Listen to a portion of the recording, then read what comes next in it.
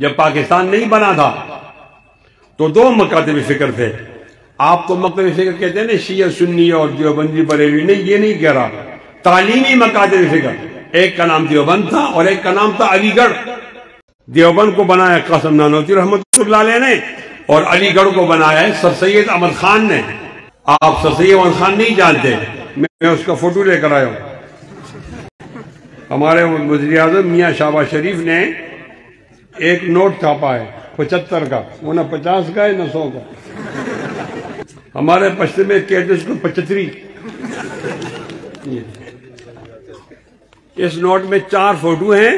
یہ جو بہت بڑی داڑھی والا ہے جس کی داڑھی بٹن نمبر 4 سے بھی نیچے ہے، اس کا نام ہے سر سید احمد خان. نام تو اس کا سید احمد خان تھا لیکن انگریزوں نے سر کا خطاب بھی دیا. تو قاسم نانوتوی رحمۃ اللہ علیہ نے اپنا نظام تعلیم اصحاب صفہ سے اٹھایا. مسجد نبوی کے سامنے جو چبوترا تھا جس کا طالب علم ابو ہریرہ تھا، اور سر سید احمد خان نے یہ نظام تعلیم، ایک سینیٹر ہے انگریز لارڈ میکالے، اس سے اٹھایا. جو فرق ہے قاسم نانوتوی میں اور سر سید احمد خان میں، وہی فرق اس نظام تعلیم میں اور اسکول کے نظام تعلیم میں. اور جو فرق ہے نبی علیہ السلام میں اور لارڈ میکالے میں، وہی فرق اسکول کے نظام تعلیم میں اور مدرسے کے نظام تعلیم میں.